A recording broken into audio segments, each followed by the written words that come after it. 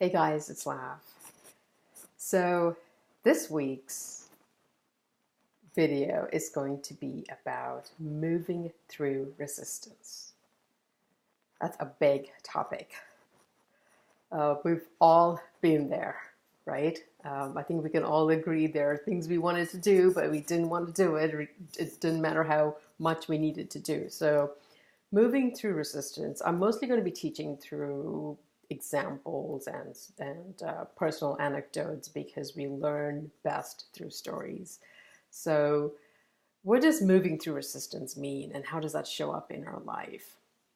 I'm sure you can think back to a time where you knew you needed to do something, but you just didn't want to do it. It could be a really small thing, like exercise, right? Nobody wants to, there's so much resistance for exercise. But it could also be something totally out of your comfort zone, right? Like something is calling to you. Something says, oh, you should start painting. You've always loved painting, but you're afraid to go there because of the stories we've been told, because of the conditioning of the past. You don't want to go. There's so much resistance to go there again.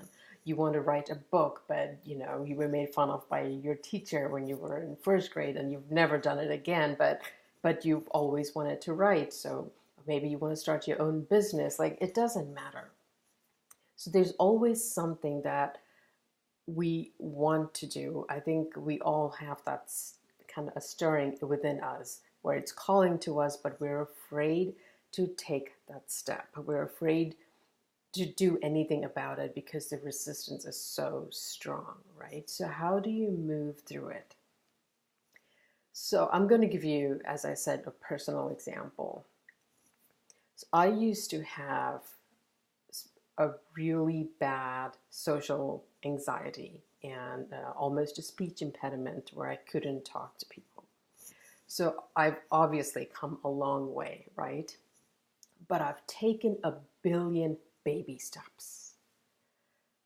I'm not even kidding what I have done. It's going to be a whole video by itself. The things I have done to get myself here. It's a billion baby steps to get myself to this point where I'm actually recording a video. So that's one aspect. The other aspect is I've been feeling like I need to teach. So there's this whole where we question ourselves. It doesn't matter how good we are. It doesn't matter how much we know. We always question ourselves. Who am I to teach? Who am I to do this? Or who am I to write or paint or draw, right? And that pretty much stops us, because as soon as we say, who am I, then you have no answer to that, right? And you stop. But then if Marianne Williamson says, well, who are you? Why would you question us? Who are you to question yourself? You should give your gifts to the world. You should do that. But and yet we're afraid. So it's really fear. So for me, I've been feeling that, one, I have to teach this whole topic of what do I teach, and the other is I felt like I needed to teach through video. And to me, teaching through video is really horrifying. The thought of my face plastered on everybody's computer is just like, oh my God, why would they want to see me, right? And I always look at these people who do Facebook Live so freely, and it's like, I wish I was them, but I am not them. So I have to work with what I have, right? Which is basically discomfort of doing video, and that's where I need to work with, and just like that. So you need to start where you are, and if that's discomfort, you start there. So what I did was I did a 30-day video challenge where it was a Facebook group as well, and everybody was like me. Everybody was afraid to take a video of themselves, and we were asked to post a single video every day. And I pushed myself further, even in that challenge, right? I would take a video of me right out of bed or before going for a workout, or it's just all really messy looking because there's a fear of judgment, there's a fear of perfection that I wanted to face. So I did things which I would never do because it was a safe space, because we were all learning. So after that got done. The lady had a membership site where now I subscribe for to get better at this. But the resistance is so strong that I've been paying for it, and yet I have not done a single learning video. So what I'm trying to say is it's still okay, because I pat myself on the back and I go, Lav, you're doing good because you have the willingness to learn. So you're paying the membership dues, which is almost like the gym membership that we never go to, right? But I've taken a step, and I'll do it maybe next month. But we have to be gentle with ourselves, because moving through resistance is like moving through a swamp. It's heavy, it's draining, and it's tiring. So you need to acknowledge that for yourself. You have to be gentle with yourself. You have to tell yourself, look, I understand it's hard, but let's just take tiny, tiny steps forward to this swamp. And before you know it, you've crossed it. Right? Tiny steps. That's all it takes. Tiny steps through the swamp.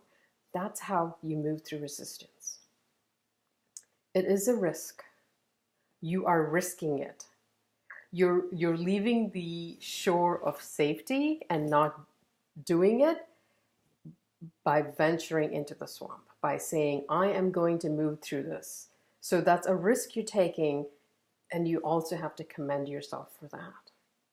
I mean, did you realize that you're doing so many brilliant things, right?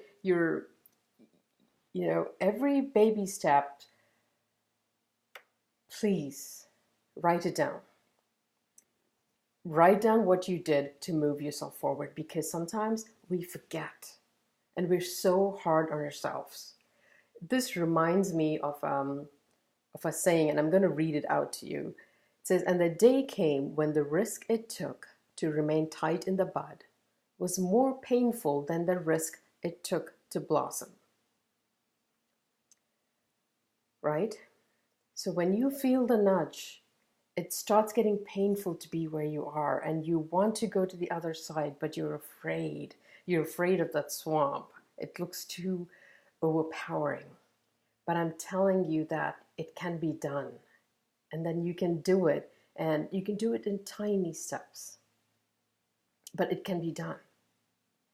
So what I want you to do is, in the Facebook group, once I post this video, I want you to write one thing that you would like to do, one thing that you've wanted to do, but you've been afraid to start, afraid to go there. I also want you to write 2 reasons that you've given yourself, that you've told yourself that you couldn't do it, right? And I mean, it's a safe space. Nobody's going to laugh. We all make up reasons why we can't do it, right? That's the whole thing. So write a goal of what you want to achieve and 2 reasons why that you've told yourself you cannot achieve it. And then I also want you to write 1 task you can do within the next 2 weeks that is like a baby step. Yeah? I'm giving you 2 weeks. Look, I'm so nice. I'm giving you 2 weeks to take 1 tiny baby step towards that goal. Because stating the goal and acknowledging your fears is very important. And then we can't just sit and say, I'm fearful, right? We have to move forward, and that breaks up the energy, and that creates momentum, and then that creates flow. So all these 3 steps are going to create flow for you towards going towards your goal. Got it? I look forward to reading what you wrote, and I'm going to be so proud of you for writing it and being willing to move forward, right? And that takes a lot of grit, y'all. I'm telling you, all this moving through resistance is not easy. It takes a lot of courage and determination and grit and just taking, it's just a risking. You're risking yourself. You're risking being look like a fool or not knowing, or I mean there's so many fears, and it's amazing you're blossoming by taking that risk. So I am so excited for you, and I really look forward to your what you write, and let's keep this going. I look forward to our conversations and learning from you. Cheers.